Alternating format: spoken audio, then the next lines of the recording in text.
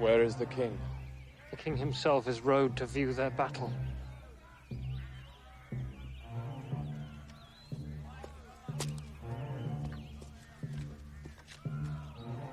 Of fighting men, they have full 70,000. That's 5 to 1. Besides, they are all fresh. 'Tis a fearful odds. Oh, that we now had here but 1/10,000 of those men in England that do no work today. What's he that wishes so? My cousin Westmoreland? No, my fair cousin. If we are marked to die, we are enough to do our country loss. And if to live, the fewer men, the greater share of honor. God's will, I pray thee, wish not one man more.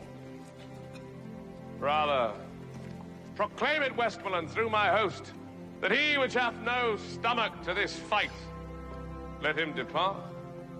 His passport shall be made, and crowns for convoy put into his purse. We would not die in that man's company that fears his fellowship to die with us. This day is called the Feast of Crispian. He that outlives this day and comes safe home will stand a tiptoe when this day is named, and rouse him at the name of Crispian.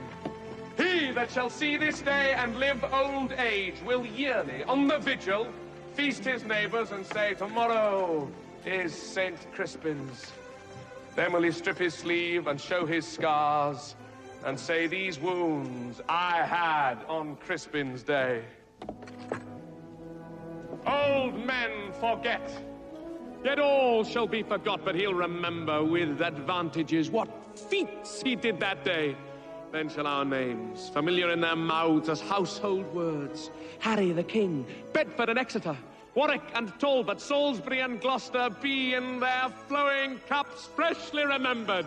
This story shall the good man teach his son, and Crispian shall ne'er go by from this day to the ending of the world, but we in it shall be remembered.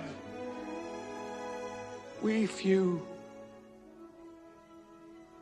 we happy few, we band of brothers, for he today that sheds his blood with me shall be my brother. Be he ne'er so vile, this day shall gentle his condition.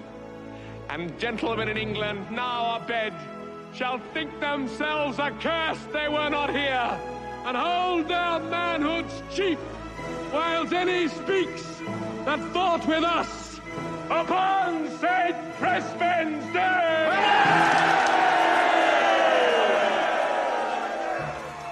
My sovereign lord, bestow yourself with speed. The French are bravely in their battle set, and will with all expedients march upon us. All things are ready if our minds be so. Perish the man whose mind is backward now. Thou dost not wish more help from England, cuz? God's will, my liege. Would you and I alone, without more help, can fight this royal battle? You know your places. God be with you all.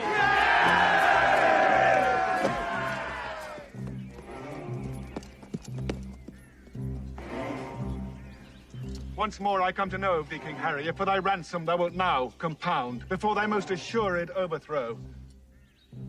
Who hath sent thee now? The Constable of France. I pray thee bear my former answer back.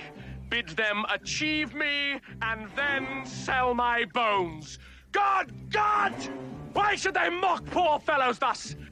Let me speak proudly. Tell the constable, we are but warriors for the working day. Our gayness and our guilt are all besmirched with rainy marching in the painful field. But by the mass, our hearts are in the trim. Herald, save thou thy labor.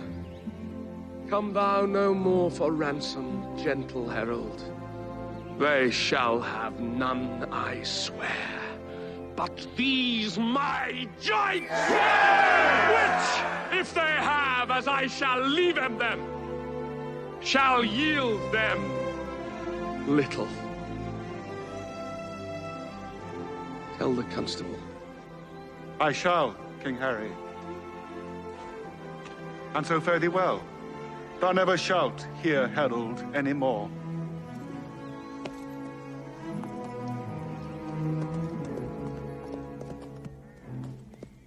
My lord, most humbly on my knee, I beg the leading of the varwood.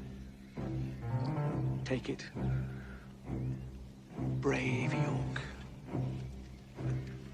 Now, soldiers, march away. And how thou pleasest God, dispose the day.